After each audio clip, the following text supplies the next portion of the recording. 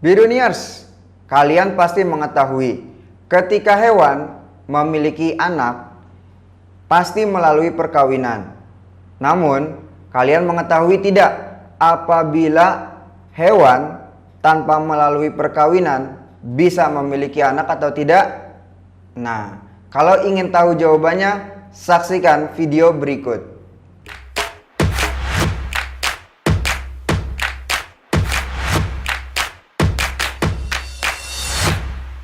Hai Biruniers, bertemu lagi bersama Kak Zikri masih dalam pembelajaran tematik. Kita masih berada di tema yang pertama dan subtema yang kedua. Di subtema yang kedua kali ini kita akan memasuki materi yang kedua. Apa itu materinya? Ya, materi yang kedua adalah perkembangbiakan hewan. Perkembangbiakan hewan terbagi menjadi dua jenis atau dua macam. Apa saja? Perkembangbiakan generatif dan perkembangbiakan vegetatif. Apa itu perkembangbiakan generatif dan vegetatif? Kita lanjutkan. Yang pertama, perkembangbiakan generatif. Perkembangbiakan generatif yaitu perkembangbiakan secara kawin. Terjadi karena adanya pembuahan sel telur betina oleh sel sperma jantan. Ya, ini yang sering terjadi pada hewan-hewan umumnya. Nah, perkembangbiakan generatif itu terbagi menjadi tiga jenis atau tiga macam. Yang pertama ada vivipar atau melahirkan. Di sini contohnya kucing dan gajah. Yang kedua ada ovipar, yaitu bertelur. Contohnya ada bebek dan ikan. Dan yang ketiga adalah perpaduan keduanya, yaitu ovovivipar, bertelur melahirkan. Memangnya ada dong, salah satu hewannya adalah bunglon. Nah, kita pahami lebih lanjut tentang ketiganya. Yang pertama adalah vivipar, yaitu melahirkan. Ciri-ciri hewan yang berkembang biak dengan cara melahirkan, yaitu memiliki daun telinga, memiliki kelenjar susu, bernapas menggunakan paru-paru, tubuhnya ditubuhi rambut, dan yang terakhir adalah keturunan berkembang biak di dalam tubuh, karena akhirnya akan dilahirkan.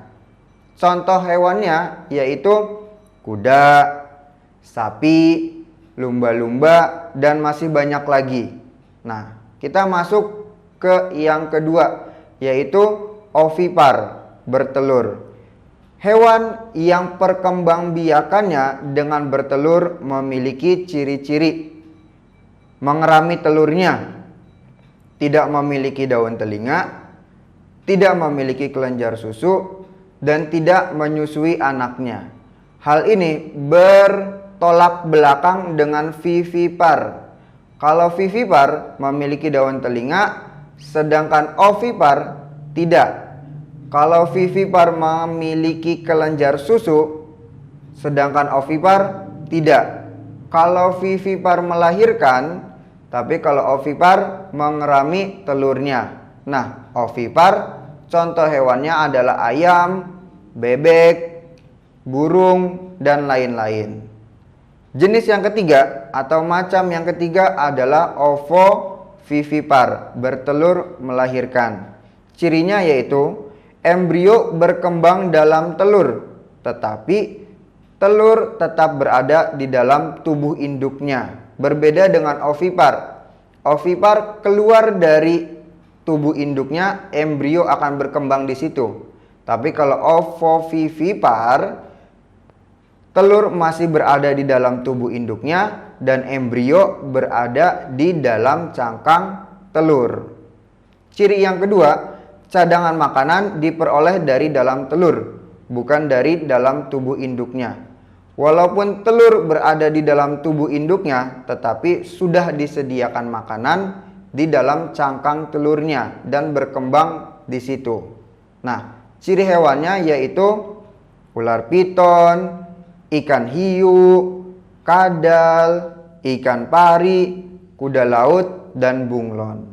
Itulah perkembangbiakan secara generatif. Kita masuk ke perkembangbiakan secara vegetatif. Apa itu perkembangbiakan secara vegetatif?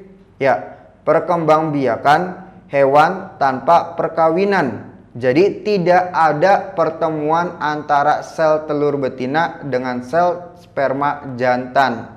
Ya, jadi tidak ada jantan dan betina. Nah, apa saja hewannya atau apa saja jenisnya terbagi menjadi 3, sama kayak generatif. Yang pertama adalah tunas. Perkembangbiakan vegetatif yang pertama adalah tunas. Apa ini ya? Hewan apa? Nanti kita akan bahas. Yang kedua, membelah diri. Ya, ini hewan apa lagi nih? Nanti juga akan kita bahas. Dan yang ketiga adalah fragmentasi. Akan kita bahas juga. Oke? Kita mulai dari yang pertama, yaitu tunas. Tunas terbentuk dari dinding induknya yang menonjol. Setelah dewasa, tunas tersebut akan memisahkan diri dari induknya. Jadi akan muncul tambahan bagian dari tubuhnya seperti tunas. Ya, setelah dewasa baru dia akan memisahkan dirinya, membentuk individu baru. Apa saja hewan yang berkembang biak secara tunas? Di sini ada formula Biruni. Ya, jadi kalian bisa menghafalnya dengan sebutan hibur ane, ya, hibur ane. Hi-nya itu adalah hydra, burnya adalah ubur-ubur, dan anenya adalah anemon laut. Ketiga binatang ini berkembang biak dengan cara tunas. Yang kedua adalah membelah diri. Apa itu perkembangbiakan dengan cara membelah diri? Membelah diri adalah cara berkembangbiakan pada hewan dengan membagi tubuhnya menjadi 2 bagian yang sama pada hewan bersel satu. Awalnya 1, setelah itu membelah diri menjadi 2. Nah, 2 individu baru itu akan membelah diri lagi menjadi 4 dan seterusnya. Itu ciri-ciri dari membelah diri. Hewan yang melakukan perkembangbiakan dengan membelah diri yaitu, nah, di sini juga ada nih formula Biruninya, yaitu Amuflapa. Apa itu Amuflapa? Amuba, flagellata, dan paramecium. Itulah 3 jenis hewan yang berkembang biak secara membelah diri. Jenis yang ketiga adalah fragmentasi, yaitu perkembangbiakan dengan cara pembentukan individu baru dari bagian potongan tubuhnya. Yang awalnya 1 individu, dia akan memotong dirinya menjadi 2. Nah, itu akan menjadi individu baru. Contoh hewannya biasanya ada pada cacing, yaitu cacing pita dan cacing pipih. Ya, itulah perkembangbiakan vegetatif. Nah, kita sudah membahas tentang perkembangbiakan generatif dan vegetatif. Kita juga sudah bisa memahami keduanya. Oke, mudah-mudahan kalian bisa memahaminya. Sampai di sini kakak ucapkan terima kasih. Biruni, our care is yours.